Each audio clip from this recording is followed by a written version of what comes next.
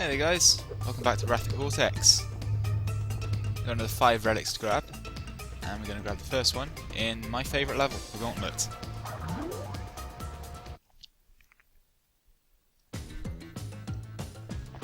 So I spoke the first time we went through this level about how much fun this level is, and it's even more fun in the time trial.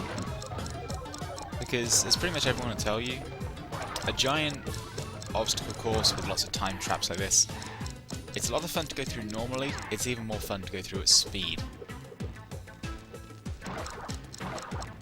And the time stop boxes in this level, they're all really nicely arranged so that you can grab them in really fluid motions.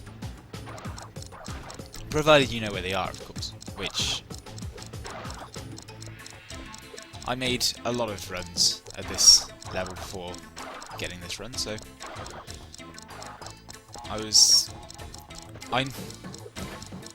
I'd come to memorise pretty easily where all the time stops were, little techniques for making sure I grabbed them. Pulling out the Apple launcher there to try and hit the nitros to grab both those threes at the same time didn't quite work. Those nitros can be very dangerous because if you overshoot one of the threes, and you don't have a mask, you're going to be either going back to the start or missing out on time. That 2 and the 3 on that big block of metal crates, that's a huge red herring there. If you go for the 3, it's going to take you longer to get through that section, and you're probably also going to end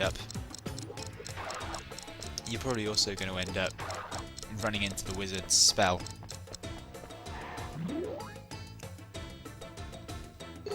But 33.88 seconds. A wonderful platinum.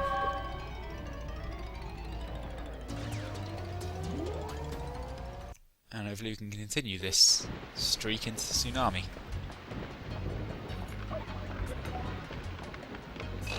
There's no point in grabbing that exclamation mark box at the top.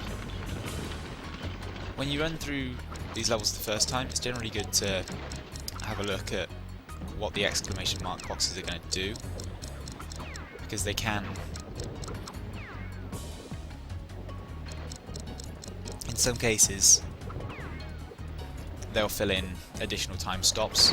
That's not the case in this level, so you just want to leave that alone, because otherwise you're going to be missing out on it. Even though it's just a 1 second, you're still going to be missing out on it. You definitely want to have this section memorised though, because otherwise you're going to be missing that 3 second. This is the first level, I think, in the entire game where to really have a shot at one of the higher relics, you want to make sure you're grabbing all of the time stops. Like, there is very little margin for error because it's a very short level.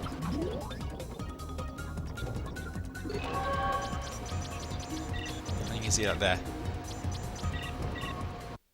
That 47-second time was actually what got me a sapphire relic. So the platinum relic time is less than 8 seconds shorter. So your margins for error are very short when it comes to grabbing the higher ranks.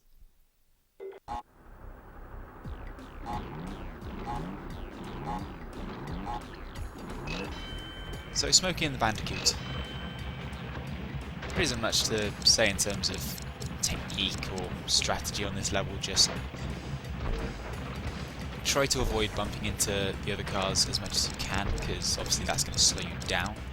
But since it's a race level, you were pretty much going to be aiming to go as fast through it as possible the first time round, so there's nothing much to say other than you can just play this level as normally.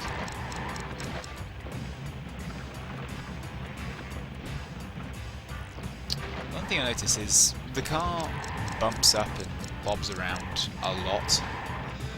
And that actually makes it quite interesting when it comes to grabbing some of those speed up panels, because sometimes the car's bobbing will just hop over those speed panels without any input from you. which does make this level kind of frustrating when you try and do it at speed. But thankfully, as we're about to see, the times are very generous here. 51.2 seconds. That was my first run, and it was platinum. So, continuing the run of platinum relics being very easy to get on gimmick levels. Except these gimmick levels. Eskimo roll. Back to the atmosphere. As with Bamboozled, the key here is momentum. You just need to keep your momentum going all the way. And you need to make damn sure that you've... A lot of memorization goes into this. But the time stops do actually make it quite a bit easier than the first time through the level, because you might remember the first time going through it, I ran into all kinds of traps which were just off screen. But in this level, the time stops kind of steer you away from that. At least in the earlier parts of the level.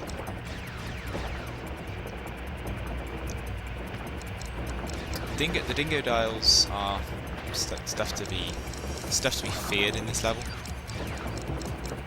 Obviously, you're going to be moving as fast as you can. You're not going to want to stop. This 3 up here is kind of odd because it's there to try and tempt you into taking the longer route.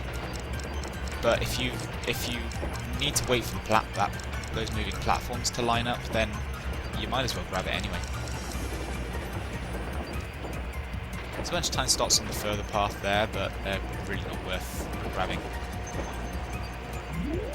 And this is, again, like Bamboozled, this level you really need to try and memorize where that exit portal is. I had one earlier run which I completely missed. I completely missed the exit portal on my first run, and just lost a good 5 seconds just circling around it, trying to get the atmosphere to behave itself. But anyway, in this video we've had my favourite level, and I have made very clear and very public my utter disdain for this level. I hate Fahrenheit Frenzy. I believe a good cause. But the helipack is a lot less. It's a lot less distressing when you're doing it.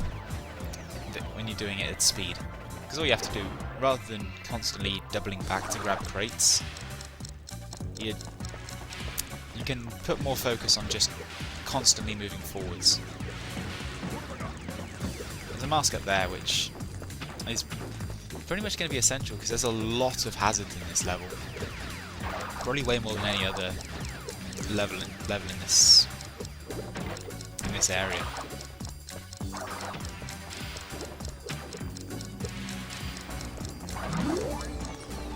The clear box becomes a lot easier. It's just an excuse to dash straight through everything.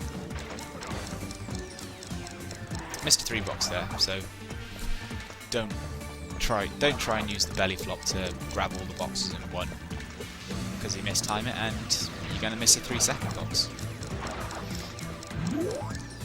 So discovery that those don't hurt you is very useful. Tanking a nitro because I thought it was a mask. That is a mask. This is another. It's a memory thing really going through this level. Again, using the bazooka to blow up that whole host of nitros to grab the time stops around it. And once you get to this point, just start. If you've got the masks, you might as well just start tanking stuff and head straight for the goal and the platinum. So that's Warp from 3. 4 platinums, a gold. Hard levels with pretty easy time trials, all things considered. But next time we have Warp from 4. I'll see you next time. Bye bye.